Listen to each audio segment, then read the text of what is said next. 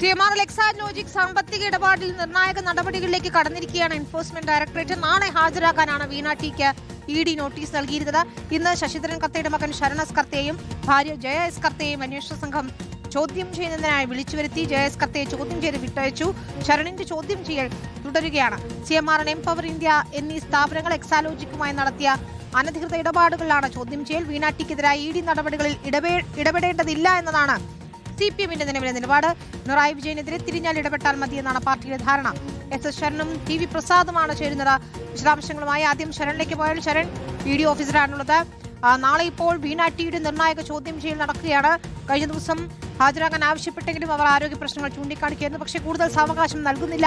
നാളെ തന്നെ വീണ എത്തുമെന്നാണ് മനസ്സിലാക്കുന്നത്. ഇന്നത്തെ ചോദ്യം ചെയ്യൽ ഏത് രീതിയിൽ പുരോഗമിക്കുന്നു? എല്ലാവരിൽ നിന്നും വിവരങ്ങൾ തേടിയ ശേഷം വീണയെ ചോദ്യം ചെയ്യുക എന്നതിലേക്കാണോ പോകുന്നത്? ശരൺ, കാര്യം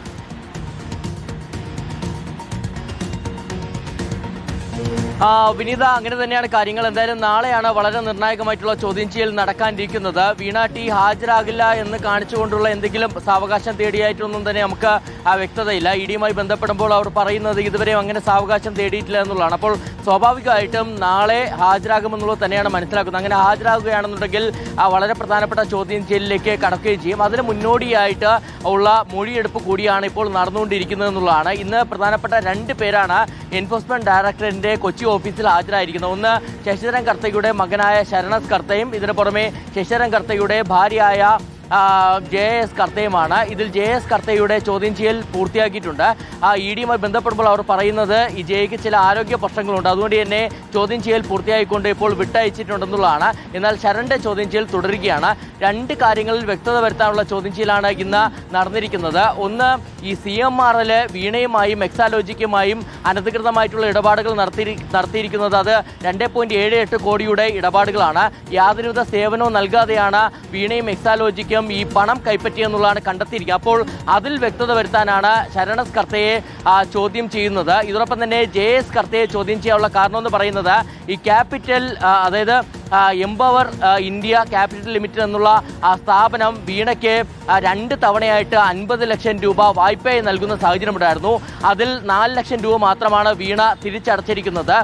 ഒപ്പം ആദ്യ തവണ വായ്പ നൽകിയതിന് പിന്നാലെ ഈ വായ്പ തിരിച്ചടവ് മുടങ്ങിയിട്ട് പോലും വീണ്ടും വായ്പ നൽകിയെന്നുള്ള കണ്ടെത്തലിൽ കൂടിയാണ് എത്തിയിരിക്കുന്നത്. അപ്പോൾ എന്ത് സാഹചര്യത്തിലാണ് അത്തരത്തിൽ വായ്പകൾ അനുവദിച്ചതെന്നുള്ള കാര്യത്തിൽ വ്യക്തത വരുത്താനാണ് ഈ എംപവർ ഇന്ത്യയുടെ ഡയറക്ടറായ JS കർത്തയെയും ചോദ്യം ചെയ്തിരിക്കുന്നത്. എന്തായാലും ഇന്ന് ഇഡി ശേഖരിച്ചിരിക്കുന്ന വളരെ പ്രധാനപ്പെട്ട മൊഴികളാണ്, വീണയുമായിട്ട് നേരിട്ട് ബന്ധമുള്ള മൊഴികളാണ്. ഇത് കൂടി വച്ചുകൊണ്ടുള്ള ചോദ്യം ചെയ്യലായിരിക്കും നാളെ നടക്കുക.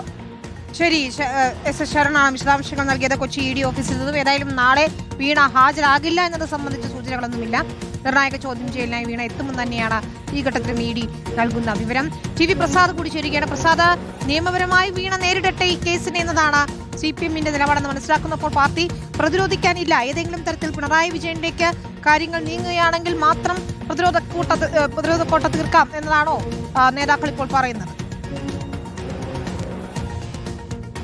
വിനീത, അങ്ങനെ തന്നെയാണ്. പാർട്ടിയുടെ പൊതുവിലുള്ള ധാരണ അങ്ങനെ തന്നെയാണ്. നമുക്കറിയാവുന്നതുപോലെ കഴിഞ്ഞ തവണ ബേക്കറി ജംഗ്ഷനിലെ വീട്ടിൽ ED പരിശോധന നടത്തിയ സമയത്ത് ആ വീട്ടിന് മുന്നിൽ വലിയ പ്രതിരോധം തീർത്തിരുന്നു CPIM പ്രവർത്തകർ. അതിനുശേഷം റെയ്ഡിന് ശേഷം ED ഉദ്യോഗസ്ഥർ മടങ്ങി പോകുന്ന സമയത്ത് വാഹനങ്ങളുടെ നേരെയും ഉദ്യോഗസ്ഥരുടെ നേരെയും ഉണ്ടായ ആക്രമണത്തിൽ വലിയ വിമർശനമാണ് പാർട്ടി നേരിടുകയും ചെയ്തത്. അതിനുശേഷം നിയമസഭാ മീഡിയ റൂമിൽ വിളിച്ചു ചേർത്ത വാർത്താ സമ്മേളനത്തിൽ മുൻ മുഖ്യമന്ത്രിയും ഇപ്പോഴത്തെ പ്രതിപക്ഷ നേതാവുമായ പിണറായി വിജയൻ പറഞ്ഞത് എന്നോടൊന്നും ED ചോദിച്ചിരുന്നില്ല, മകളോട് മാത്രമാണ് എന്നതാണ് പരസ്യമായി പിണറായി വിജയൻ പറയുകയും ചെയ്ത്.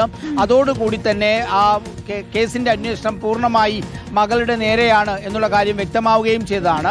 ഈ ഘട്ടത്തിൽ ഇനിയിപ്പോൾ മകളെ ചോദ്യം ചെയ്യാൻ വിളിപ്പിക്കുന്ന സമയത്ത് പാർട്ടിയുടേതായ രീതിയിലുള്ള ഒരു ഇടപെടലും അതിൽ വേണ്ടതില്ല. പിണറായി വിജയൻ്റെ മകൾ, അവരുടെ കമ്പനി ആ രീതിയിൽ തന്നെ അതവർ നിയമപരമായി കൈകാര്യം ചെയ്യും എന്നുള്ളതാണുള്ളത്.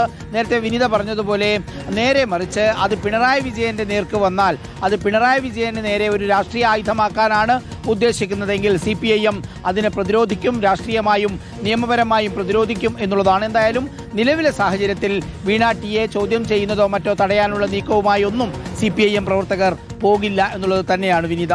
ശരി, TV പ്രസാദും ഒപ്പം SS ശരണും വിശദാംശങ്ങൾ നൽകുകയായിരുന്നു.